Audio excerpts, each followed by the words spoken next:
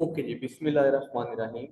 I'm just going to discuss the topic is cost estimation and cost ascertainment. I will give this lecture both languages, in English as well as in Urdu.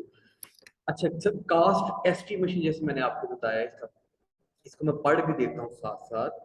Cast estimation is the process of determining the cost of certain product, job or order in advance for budgeting या measurement of performance efficiency or preparation of financial statements. इसको valuation of stock, financial statements बनाने को भी basically valuation of stock कहा जाता है. अच्छा, so make or buy decision fixation of sale price पर एक्सेट्रा. कॉस्ट एस्टिमेशन क्या है कि आपको अंदाजा लगा लें कि फ्यूचर में हमें कितना खर्चा पड़ेगा. जैसे फॉर इंस्टेंस आपके हाथ में जो मोबाइल फोन है, अगर आप ये कोई कंपनी, आप मोबाइल फोन बनाने वाली कंपनी में जॉब कर रही हैं, तो कास्ट एस्टिमेशन होगा कि आपने एक मोबाइल की कास्ट निकाल अंदाजा लगा लिया कि ये 50,000, और आपने अगर 10 मोबाइल बनाने हैं तो आपको एक अंदाजा होगा कि 5 लाख के अराउंड अबाउट मेरी कास्ट है. इस कास्ट अब ये असर्टन कैसे की जाती है, जाहिर है ये सिर्फ उस तरह से हवा में तो नहीं, आगे इसके तरीके कार है वो भी हम देखेंगे. यानी वैल्यूएशन ऑफ स्टॉक करने के लिए, वैल्यूएशन ऑफ स्टॉक का मतलब है कि उसको मॉनिटरी डिजिट्स में लिख देना कि इतने पैसे लगेंगे, ये हमारी कास्ट है. अब दूसरी है कास्ट असर्टेनमेंट, ये है अंदाजा लगा लिया हमने कास्ट का. कास्ट असर्टेनमेंट क्या है? The process of computing cost on the basis of actual data. Actually हमने इतने मोबाइल बनाए, इनकी चिप्स, इनका जो सिलिकॉन है, शीशा जो लगता है, जो एक्सपर्ट लेबर्स को बुलाया, एक मोबाइल के जितने पैसे आप लग गए उसकी बेस पे फिर आप अंदाजा वो असर्ट है. यानी आपने रियल डेटे की बेस के ऊपर फिर होना तो यही चाहिए कि कास्ट असर्टेनमेंट रियल डाटा के बेस के ऊपर काउंट हुई होती है ना जी. तो वो उतनी ही है, अगर उतनी ही आती है तो आपकी कास्ट एस्टिमेशन और सर्टेनमेंट ठीक है. Hence, computation of historical cost is cost ascertainment, while computation of future cost is cost estimation. जो माजी में कास्ट हो चुकी हुई है, जैसे उसने कहा कि एक्चुअल डाटा से उनकी बेस के ऊपर अंदाजा लगाना कास्ट असर्टेनमेंट होता है, वो ज्यादा एक्यूरेट अंदाजा होता है. Because you have already consumed, you have already incurred some cost on the product, उनकी बेस पे आप दोबारा प्रोडक्ट बनाएंगे तो अंदाजा लगाना ज्यादा टेंजिबल है, ज्यादा रैशनल है. तो थोड़े से डिफरेंट है. कास्ट एस्टिमेशन के फ्यूचर में पैसे कितने लगेंगे, कास्ट असर्टेनमेंट के माजी में ये जो प्रोडक्ट बनाई थी उस पर कितने पैसे लगे हैं, उसकी बेस के ऊपर फ्यूचर में कितने लगे. ये थोड़ा सा इनमें डिफरेंस है, but they are very much related with each other. ठीक है, I am just giving a bird's eye view. आप जब आप खुद पढ़ेंगे तो आपको मजीद चीजें क्लियर भी होती जाएंगी, नहीं भी होती you can ask any time. Cost education and cost apportionment, how you divide the cost to various portions, various departments. As per cost allocation and cost, you know, apportionment, its definition can be seen from CIMA. CIMA is the Chartered Institute of Management Accountants. It's just like an accrediting body जो कि affiliation देता है इदारों को या उन companies को जो कास्ट से रिलेटेड, कास्ट अकाउंटेंसी का बेसिकली इदारा है. यूके में लंदन में इसका हेड ऑफिस है. उसकी डेफिनेशन क्या है? Cost allocation, the allotment of whole items of cost to cost centres और कास्ट. जितनी जितनी आइटम्स, एक फर्ज करें कि मोबाइल को बनाने में कैमरा, सिलिकॉन, प्लास्टिक, सिल्वर के बीच में वो तांबे के सर्किट्स वगैरह सारे, इनको इन सब आइटम्स को काउंट करके कास्ट सेंटर या कास्ट यूनिट में भिजवा देना.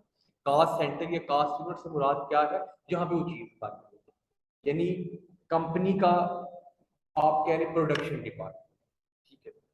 जबकि कास्ट कास्ट अपॉर्शनमेंट क्या है?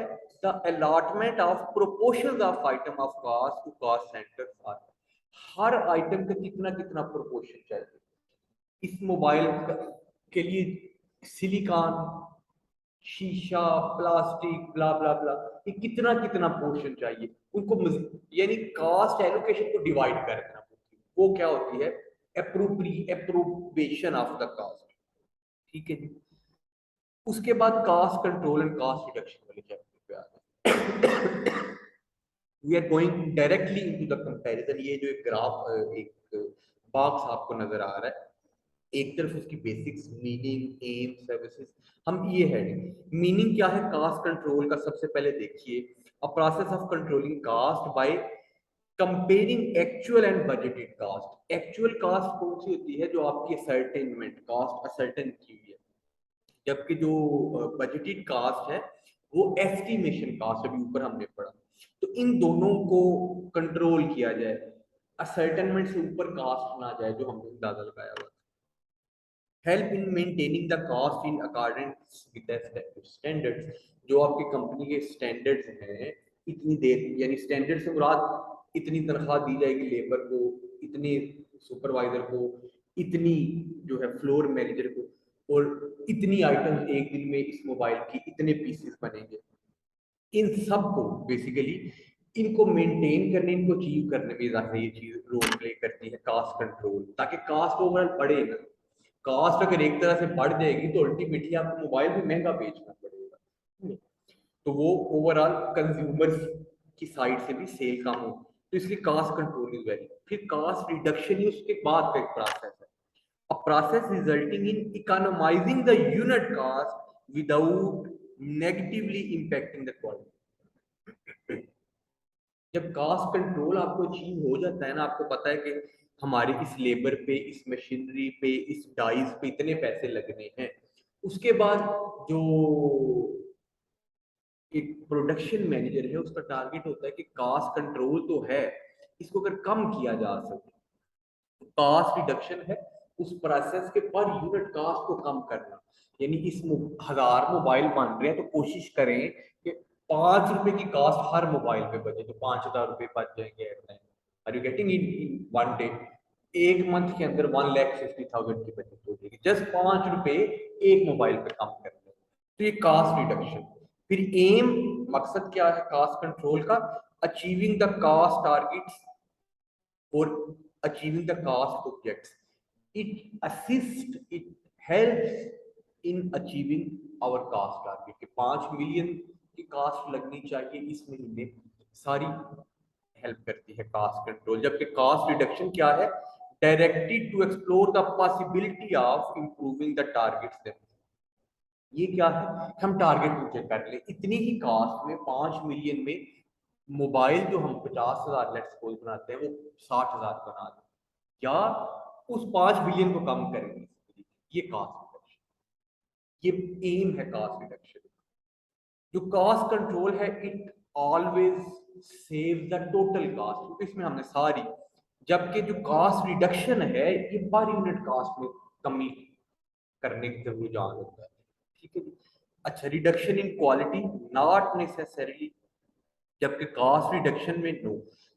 तो कास्ट कंट्रोल में समटाइम है कि आप क्वालिटी में भी कमी कर सकते हैं अगर कास्ट बढ़ती जा रही।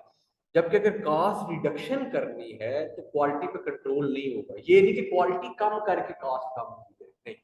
क्वालिटी किसी हद तक कास्ट कंट्रोलिंग के मराहिल में ऊपर नीचे हो सकती है, लेकिन जब कंट्रोलिंग करके हम देख लेते हैं कि इतनी कास्ट लगेगी, फिर मजीद कास्ट रिड्यूस करने के लिए क्वालिटी पे कंप्रोमाइज नहीं किया जाएगा, प्रोसेस बेहतर बनाए जाएंगे, या 10 प्रोडक्ट्स की जगह 15 प्रोडक्ट्स बनाई जाए उतने ही टाइम, ताकि कास्ट रिड्यूस हो जाए, क्वालिटी कम ना हो।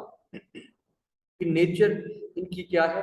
Temporary effect but continuous process. जबकि परमानेंट रिडक्शन, कास्ट कंट्रोल जो है ना, ये एक रेगुलर, इसके हम कंटिन्यूस प्रोसेस होता है कि कास्ट बढ़े ना किसी भी तरीके से। जबकि कास्ट रिडक्शन एक परमानेंट, जब अगर कास्ट रिड्यूस हुई है तो आपने उसी को फिर मेंटेन करना है। Emphasis on historical and budgeted cost, जबकि प्रेजेंट एंड फ्यूचर कास्ट। जो कास्ट कंट्रोल है ना, ये प्रीवियस डाटा की मदद से फ्यूचर कास्ट को प्रिडिक्ट कर रहे होते हैं, इसका ज्यादा जोर इस पे होता है। जबकि जो कास्ट रिडक्शन है इसका मौजूदा पर यूनिट कास्ट कितनी, उसके ऊपर जोर होता है कि ये मौजूदा और फ्यूचर कास्ट हो। अच्छा, ends when the predetermined target is achieved। Cost control, 5 million में हमने इतनी प्रोडक्ट्स बनानी थी, पिछले महीने भी 5 मिलियन लगा था, इस महीने भी 5 मिलियन लगा, कास्ट कंट्रोल का ऑब्जेक्टिव हो गया, प्रोसेस ओके। फिर जब नया प्रोसेस होगा फिर कास्ट कंट्रोल देखी जाएगी। जबकि जो कास्ट रिडक्शन है इसका कोई विजिबल एंड नहीं होता, यानी कास्ट रिड्यूस हुई, अगले माह कोशिश होगी उससे भी कम हो, यानी इसका कोई एड। कास्ट कंट्रोल में तो टारगेट अचीव हो गया कि इतनी प्रोडक्ट्स हो गई 5 मिलियन वैसे। जबकि जो कास्ट रिडक्शन है ये कंटिन्यूस प्रोसेस, इसको जितना हो आप कम करते हो, इसका कोई एंड नहीं है कि लो जी ये 50,000 का एक मोबाइल बन गया, इससे नीचे हमने कास्ट नहीं लेके जानी, कास्ट कंट्रोल कास्ट रिडक्शन का डिपार्टमेंट एंड कर देते हैं। It's not like this. Type of function preventive और जो कास्ट रिडक्शन है वो कोरेक्टिव है। प्रिवेंट टाइप ऑफ फंक्शन यानी इसका जो अप्रोच है वो प्रिवेंटिव होती है कि हम जिधर जिधर सोचते हैं कास्ट बचा के एक टारगेट सेट कर लें, उस टारगेट को अचीव करना है। जबकि कोरेक्टिव कास्ट रिडक्शन है कोरेक्टिव एक्शन, इसमें अगर इस्लाह करनी है, कुछ चीजें ठीक करनी है तो कास्ट रिडक्शन है, यानी इसका ज्यादा फंक्शन इस तरफ होता है। नेक्स्ट, इसको इस लेक्चर को मैं अभी यहाँ पे रोकता हूँ।